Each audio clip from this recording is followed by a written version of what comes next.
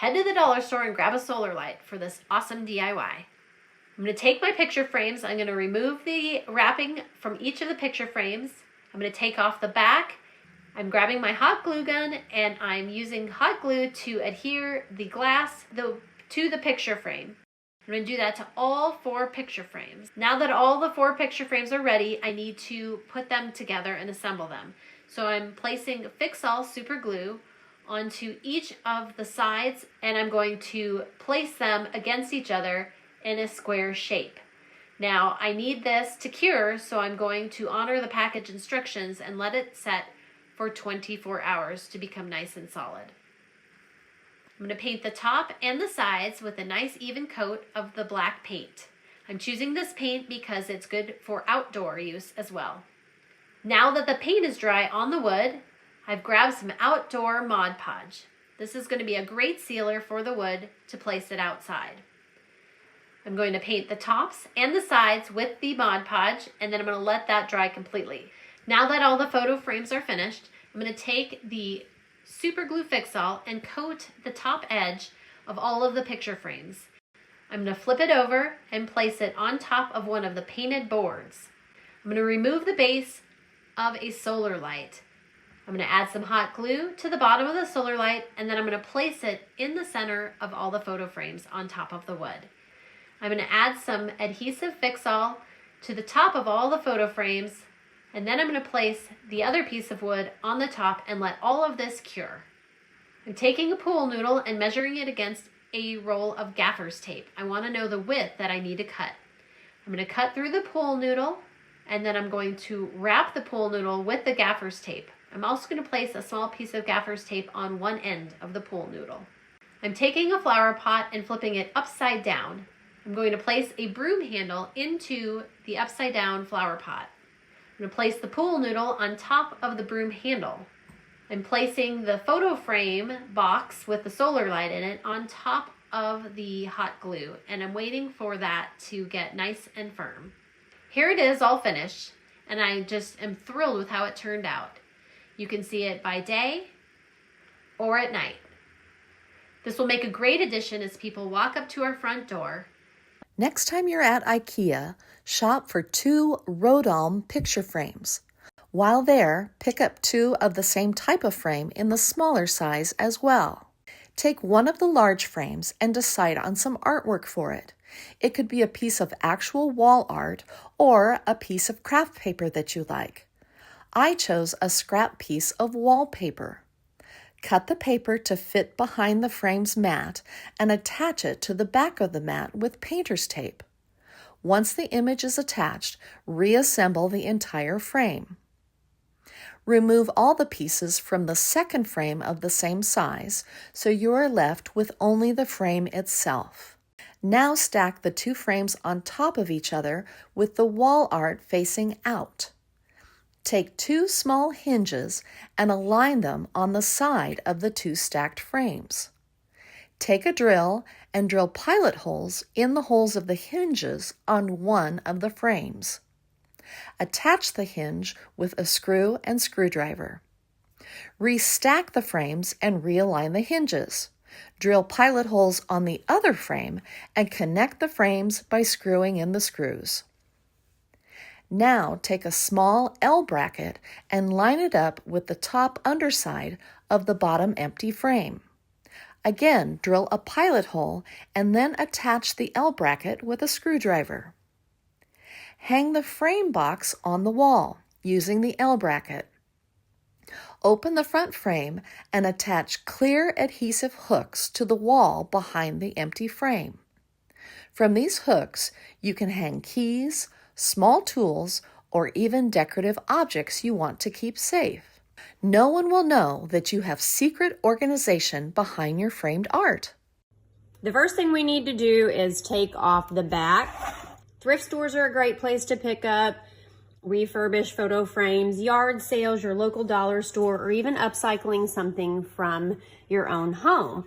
I'm actually just going to be removing the paper, and I'm going to flip it over to this white background just to give me something more neutral in case any of it peeks through the wooden dowels. And then I'm going to replace the backer for some more stability. I picked up several packs of these wooden dowels from the dollar store. So what I'm gonna do here, there's a little bit of a recess in my frame, and so I'm just gonna rest that in there and use something to mark off where I'm gonna need to cut these off. I'm gonna be using a miter saw, but you could also use a hand saw and possibly even some shears to trim these down if you don't have either of those options available. In order to make sure all the dowels were cut at the same length on a miter saw, I taped them all together and made them in one cut. This is really important for safety because cutting the smaller dowels one at a time will cause the saw blade to kick back. So if you're using this method, make sure to do it safely and properly. So now that all the dowels are cut down to size, I'm just going to be using a basic glue gun. And I'm gonna work in small sections since it dries really quickly, and being sure not to overuse the glue so that it doesn't seep out from around. But I'm just gonna put a thin line on the bottom and place a dowel. And I'm just gonna keep going, placing them as close together as I can, just so the glue and no gaps show through. I've cut mine to have a pretty tight fit. All right, and I'm wrapping up. I'm placing those last couple of dowels in. I really love the contrast between the light wood of the dowels and then the black frame, but you could always paint your frame as well just to match your personal home decor choice. This last one here is gonna fit pretty snug. I might even, yeah, I think we can fit one more down in there and just clean up that excess glue when we're done. And so I'm going to give that a second to dry and then flip it over to add some feet. So for my feet, I'm actually just using some cheap drawer pulls that I found, but they've got a nice flat base, and I'm just going to use the super glue to glue them right here to the bottom. That's going to give the tray a little bit of extra height. You could even just use a chunk of scrap wood. And I'm just gonna place one on each of the four corners. For the final step, I got these really nice brass handles on clearance. And because mine's gonna be more decorative and not something to lift and carry heavy things, I'm just going to super glue them because I'm afraid a screw going through this cheaper plastic material MDF frame might split it. So I'll be gluing them, but if you have a better quality frame or you can use a drill bit, go ahead and attach them with the provided screws for more stability. One final step on this, because it will likely be exposed to moisture, is to take it outside and give it a spray with some sort of spray-on poly. I'm going to be using this matte clear poly spray. Once the sealant has dried, you're ready to add your accessories. I put a little small ceramic pot with soaps, a sink scrub, and a little greenery to make it pop. Here's a quick and inexpensive way to update an old mirror. I grabbed this faux wood wallpaper off of Amazon, and it cost me less than $6 for the roll. I measured the width that I needed to cut the paper in order to fully fit this kind of mirrored border that I already had on the mirror. Once I had that width, I cut strips of the wallpaper a bit wider than what I needed. Then I simply placed the paper along the border on the left-hand side. It went on smoothly and easily. Once it was positioned where I wanted it to be, I used a straight razor to cut along the mirror's edge. I did the same thing along the right-hand side of the mirror, and then I worked my way to the bottom. I measured the width that I needed and then cut it so that I would have a little bit of overlap and a really good seam on the sides. The final piece was my installation across the top.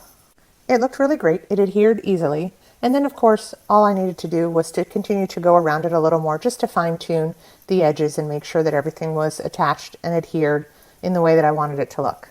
I hope this inspires you to use some peel and stick faux paper to create a different look in your bathroom. The next time you're at Dollar Tree, make sure you head to their frame section and grab some of these gold frames. And I'm going to begin by removing the backing and then taking out the matte border as well as the cardboard, so I have just the glass and the frame. I'm then going to come in with some wire cutters and I'm going to pull out the black tabs that keep the backing on and remove those as well. Then I'm going to take out the glass and I'm going to come with some E6000 and I'm going to glue the glass inside the frame. So I just go all around the frame with the glue and then I place the glass back inside to glue it in place. Once I've done all my frames, I'm then going to come and take 8 of the frames and I'm going to glue 2 of them together. So 8 frames total, glued 2 together. And I do this by using the same E6000, making sure I flip it over and wipe away any excess glue that oozes out in between. And then I'm going to clamp them together and I'm going to let this set overnight. I was noticing when I placed the clamps on the frames to clamp the 2 together, they did kind of raise up and bow up at the corners there. So I just placed some heavier objects on top to keep them flat and straight while they were setting. I came back the next day, removed all my heavy objects that I placed on top, and then as well removed the clamps from all the frames. And these frames are really solid glued together here. Then I'm going to take the remaining 2 frames that are not glued to any other frames, and I'm going to lay them out here on how I'm going to glue this together. So I'm going to glue all the sides and then I'm going to just raise them up here and build a rectangular shape. So 2 frames on each end and then the 2 that are glued together for the sides. Again, after I've done this, it is standing, so we don't need to clamp it, but I am going to let this set overnight again, making sure that the glue is really solid. Once it's set, you can see here I can move it around. It is completely solid. It does not move. It's not flimsy.